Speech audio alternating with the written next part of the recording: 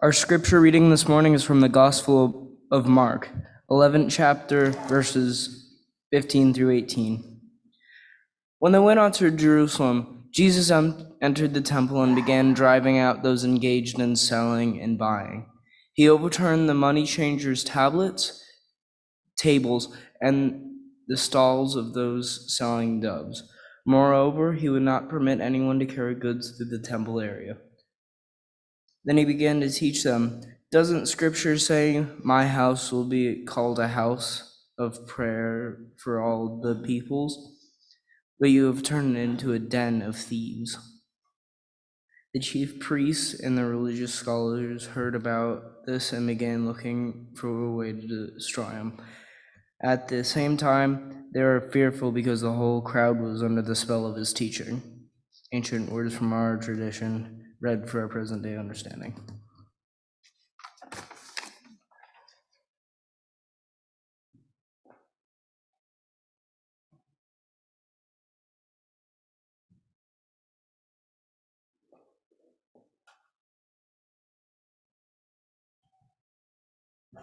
Thank you, Eddie.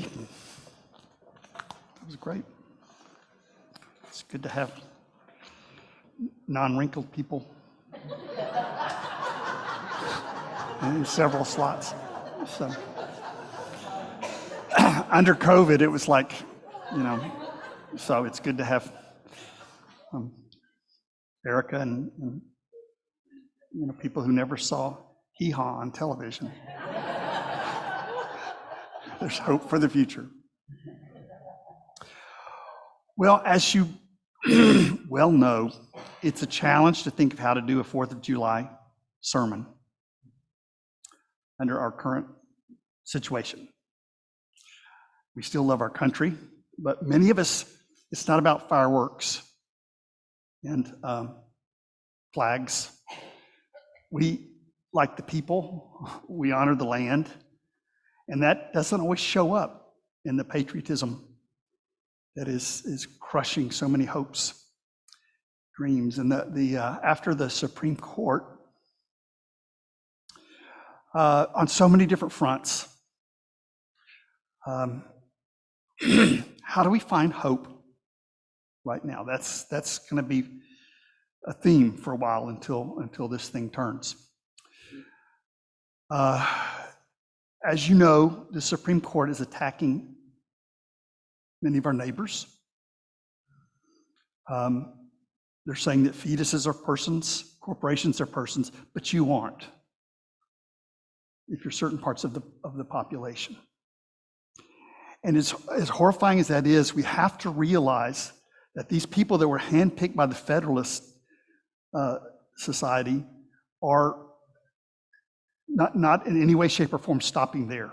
The purpose is to unravel democracy and replace it with the corporate fascism. But you'll still have the flags and fireworks, so don't worry. That was a joke. So where is the hope? For the last 25 years, lots of us have been saying that within the capitalist system, within a national empire that colonizes people around the world, we've built a very painful road for ourselves. And I know people didn't want to hear it 25 years ago, but it's kind of time to wake up and realize that this is the implosion of a predatory economic system. It never could have gone anywhere else. In capitalism, everything is for sale, including the government. When you talk about regulating capitalism, you're plugging into a more basic system of values. And if that's people, then it's not really free market capitalism anymore. So we can talk about labels and this kind of thing.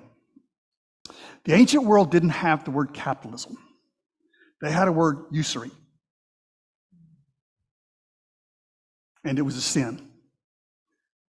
Getting rich by charging other people interest, getting rich by impoverishing other people, getting rich by not paying your workers. In other words, capitalism. And again, we may not want to see that, but if you're about to have a potential wreck, opening your eyes is really helpful. Right? You're already in this situation, Pretending like you're not makes the chances less. We can do this thing, but we have to transform. And I would suggest that Jesus and many, many, many prophets have come to say that. We have to choose people over things. That's seen as a radical socialist kind of thing. Whatever you label, it's basic sanity, right? It's humanity 101. The Supreme Court has ruled that corporations have the right to poison you. And you're democratically elected, politicians cannot protect you. Now, it's obviously more nuanced than that. But we can turn this bus around right now. I'm not saying we can turn the whole political situation around, but we can give our hearts to something better. And I guarantee when you do that 100%, the despair goes away. I promise you that.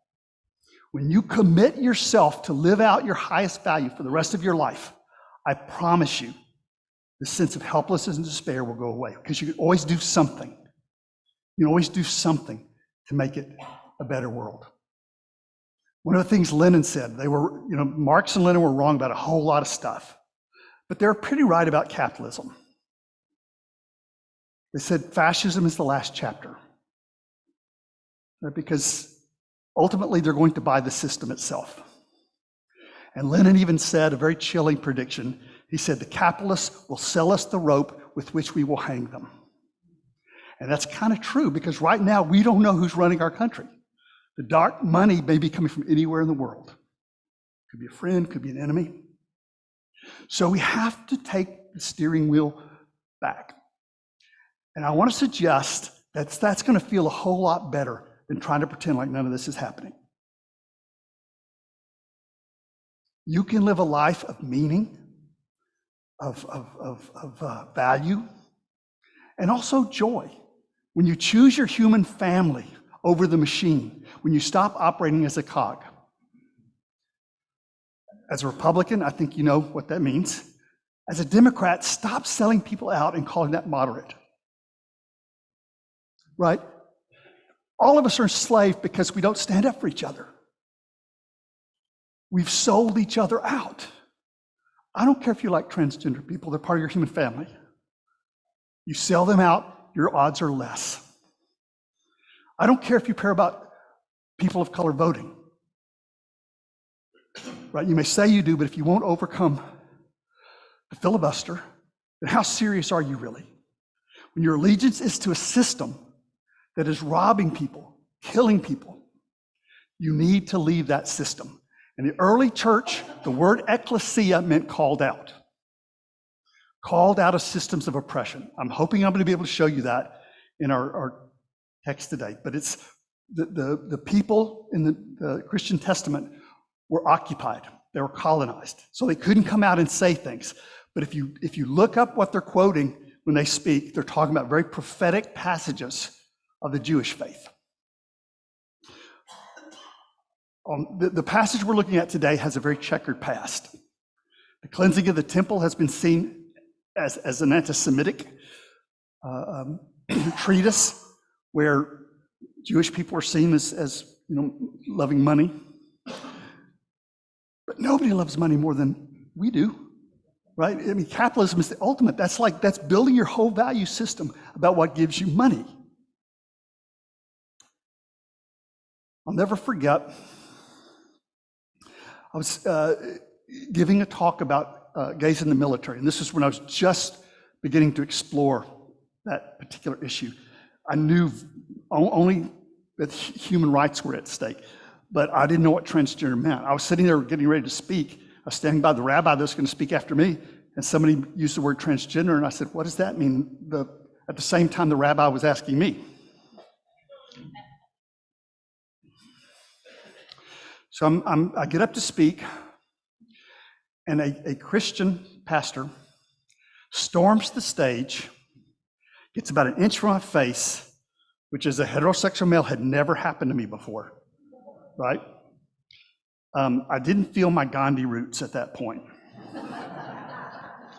I will be honest, my first instinct was to punch the guy out. Would not have looked good in the newspapers. But I was able to put my Gandhi mask back on again. Obviously it doesn't go into my roots if I went to that place.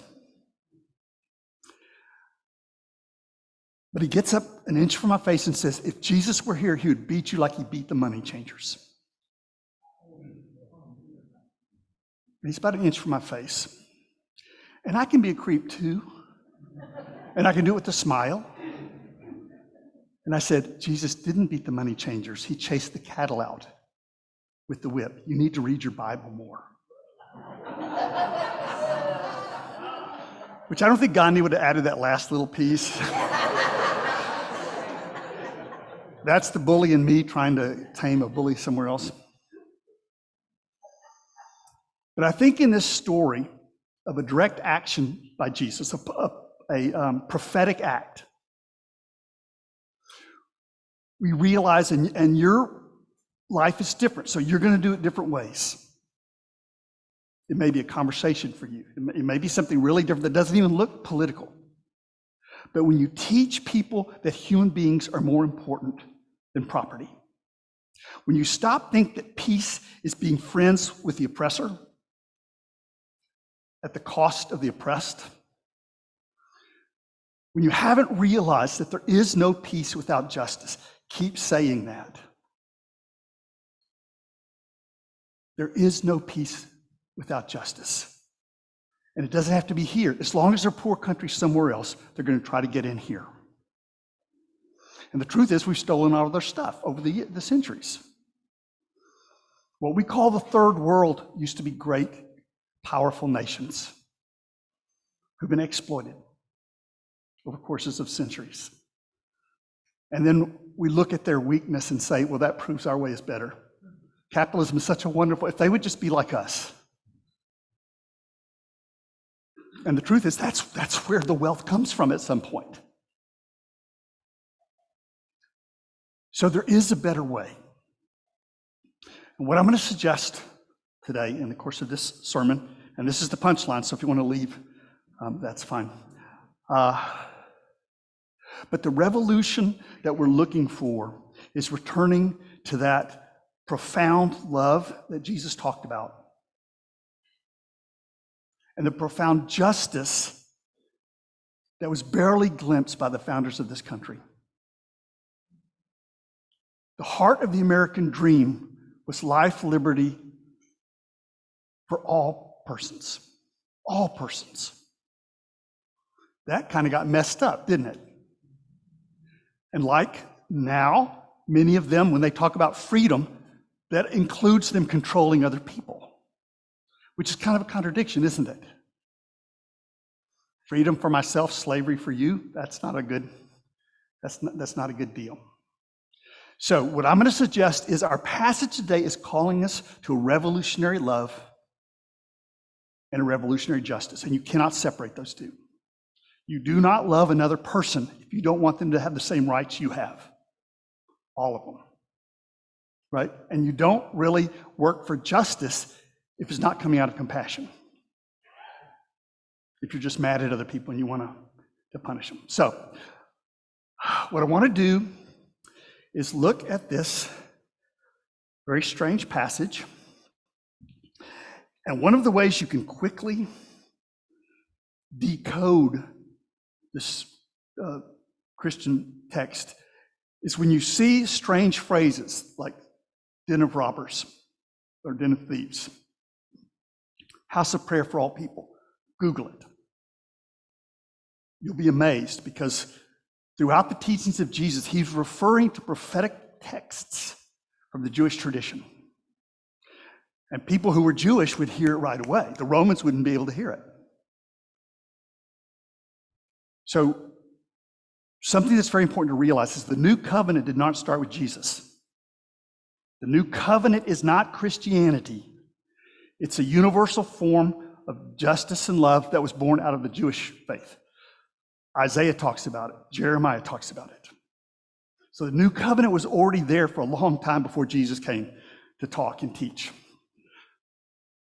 Okay, let's see if we can unpack this thing a little bit. Um,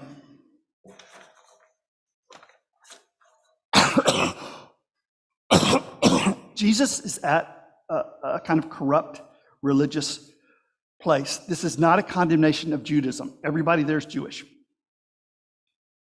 And we're not going to understand this if we don't realize that the Christian church in the United States is now the problem.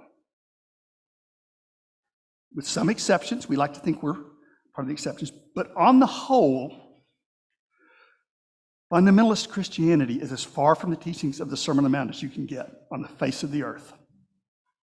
So, I'm kind of flitting around. Sorry about that. This is from Jeremiah 7.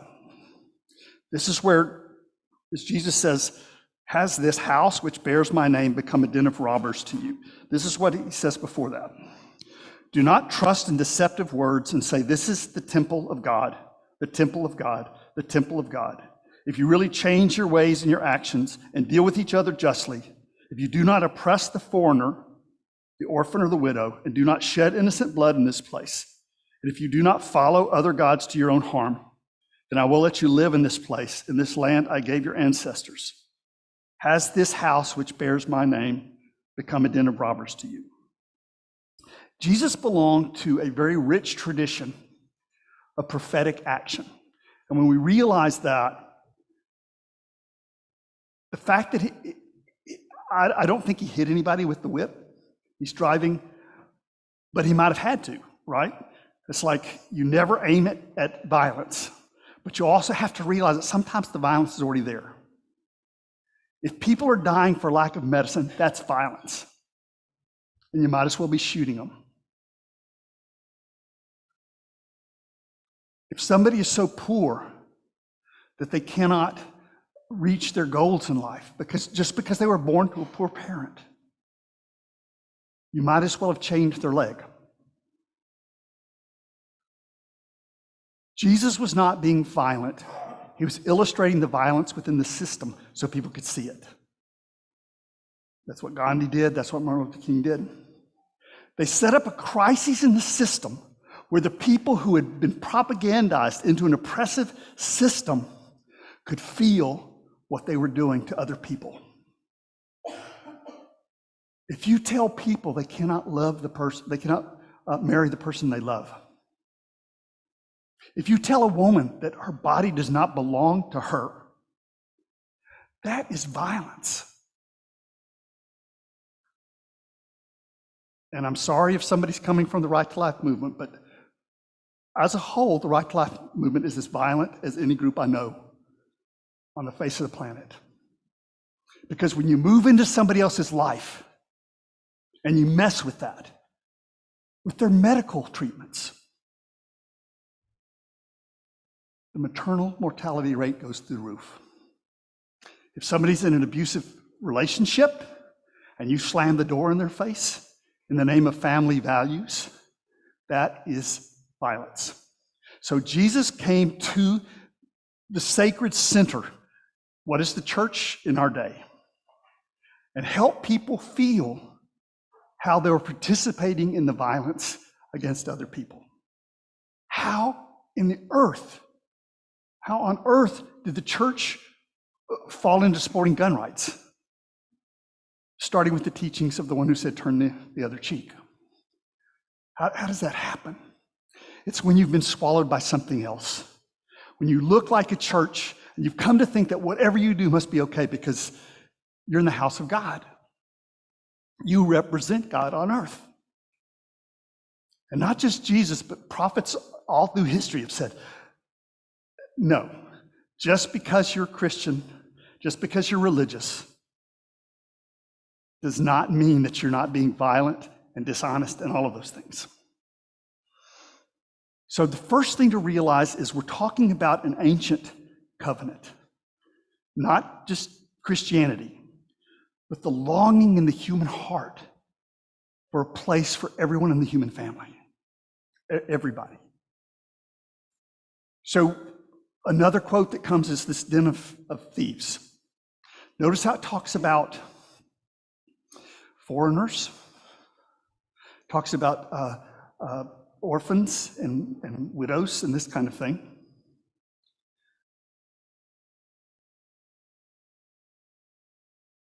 Jesus and the prophets are rejecting every form of hierarchy over another person.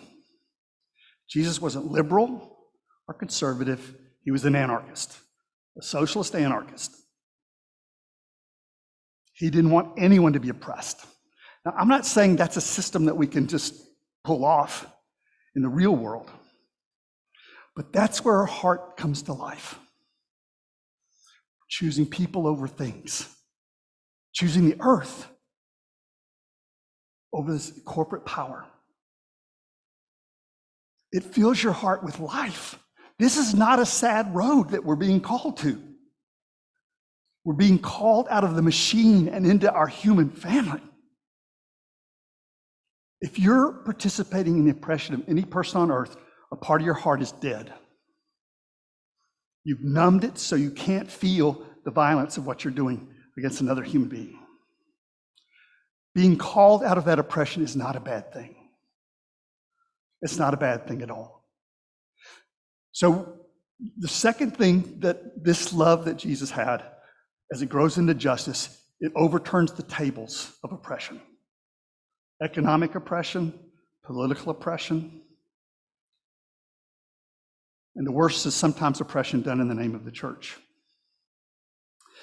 Then the last gift, I think, that Jesus is giving us in this prophetic act is when he quotes that statement, this is to be a house of prayer for all people. But for all people gets left out of this story. It's often said just supposed to be a house of prayer. Mark quotes the entire passage. Let me go back to Isaiah, because this is a stunning verse.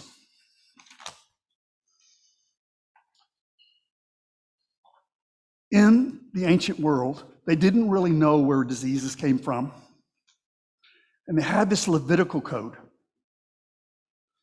that called certain things unclean. Out of all the passages that are there in the Levitical code, the only one the fundamentalist Christians lift up is the one barring homosexuals. But let me read some of the other people that are left out. This is from the purity code. No one has any defect may come near, nor one who is blind or lame or disfigured or deformed. No one with a crippled foot or hand, or who is a hunchback or a dwarf. These are not politically correct terms, but I think the offensiveness is clearer. Or who has any eye defect, who has any festering or running sores or damaged testicles. Now that prohibited eunuchs, right? The passages that prohibit LGBTQ people, originally the eunuch was kind of the logo. This is from Isaiah. Let no foreigner who's bound to God say, God will surely exclude me from God's people. Now listen to this. And let no eunuch complain, I am only a dry tree. This is what God says to the eunuchs who keep my Sabbaths, who choose what pleases me and hold fast to my covenant. To them I will give within my temple and its walls a memorial and a name better than sons and daughters. You get that? The radical thing? Every human being counts. Every human being is our family and deserves a place of honor. The stones the builders have rejected becomes the chief cornerstone. When it talks about the Sabbath, the last thing it means is going to church.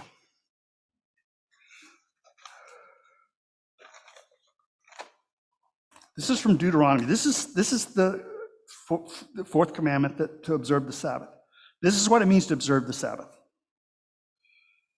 6 days you shall labor and do all of your work, but on the seventh day, it's a Sabbath to God. On it you shall do no work, neither you nor your son or daughter, nor your male or female servant, nor your ox, your donkey, or any of your animals, nor any foreigner residing in your towns, so that your male and female servants may rest as you do. Remember, you were slaves in Egypt, and that God brought you out of there with a mighty hand and outstretched arm. Therefore, God has commanded you to observe the Sabbath day. There's nothing in that about church. There's nothing in that about religion. It's all about treating your human family with respect and dignity. They couldn't free everybody, but you see that that's the intent. That's where that flower blossoms. Our country was born by slaveholders talking about freedom. We don't need to go back to their interpretation of the Constitution. That's the dumbest thing we could do. What we need to do is look at the seed of this vision that they had. Life, liberty, and pursuit of happiness for all persons. Isn't that where we need to go?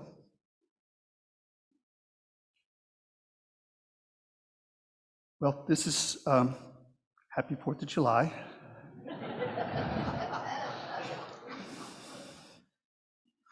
It's not a time without hope. I don't know that we can turn anything around in our lifetimes, but some of the noblest souls who've ever lived spent their lives carrying a torch through the darkness. And the people that did that were happy people. That's most of humankind. As we lose privileges in this country, as we fall out of this place of power, we're falling into our human family. We are only risking slavery because we didn't stand up for one another. Democrats reaching the aisle and compromising with fascism is not going to save us. We need courageous champions who stand up for their whole human family. But politicians can't do that alone. Yes, vote, but 364 days of the year can be given to activism. Find a grassroots organization that lives out your values and join them. And you will find hope, you will find meaning, and a peace inside from walking your path. The secret is return to the radical love that Jesus talked about, and realizing that love has to grow into radical justice for all people. Well, that's my struggles with the text. You're invited now to spend a moment reflecting how you would interpret them.